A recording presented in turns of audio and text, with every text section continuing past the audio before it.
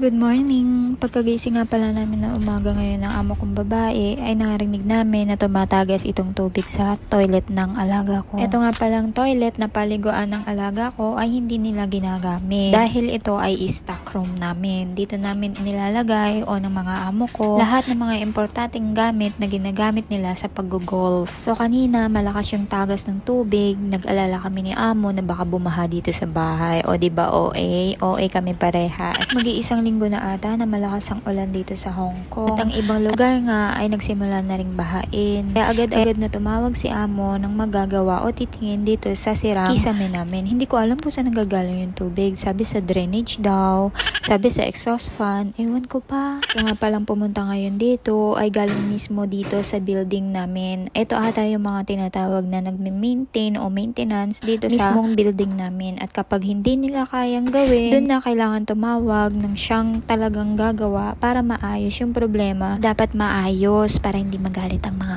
amo. Char.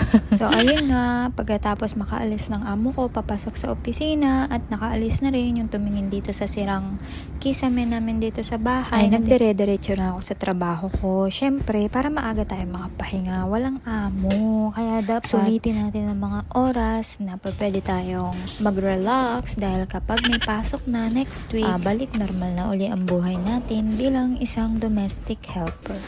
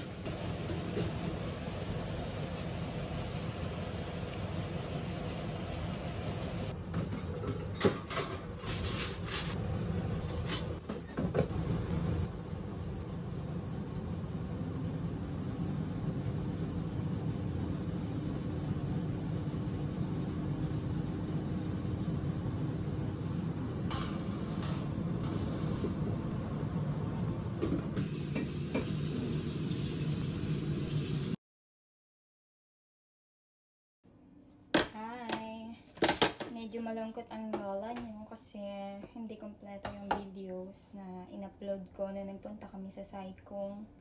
So, parang hindi ako masaya dun sa inedit ko. Pero okay lang yan. Sa susunod na lang, siguro mas mag-effort pa. Umuulan kasi.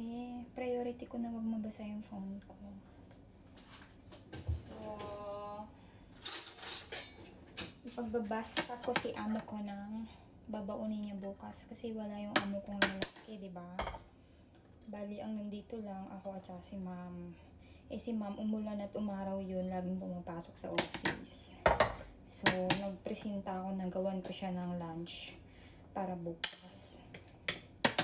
Nagpresenta na ako, Kasi wala man ginagawa. Para naman, matuwa naman yung amo ko sa akin.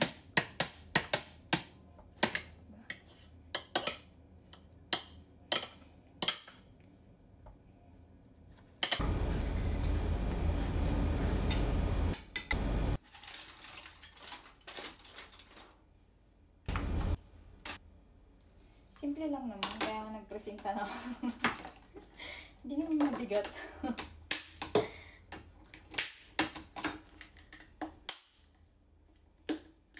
So, may pagkain siya bukas.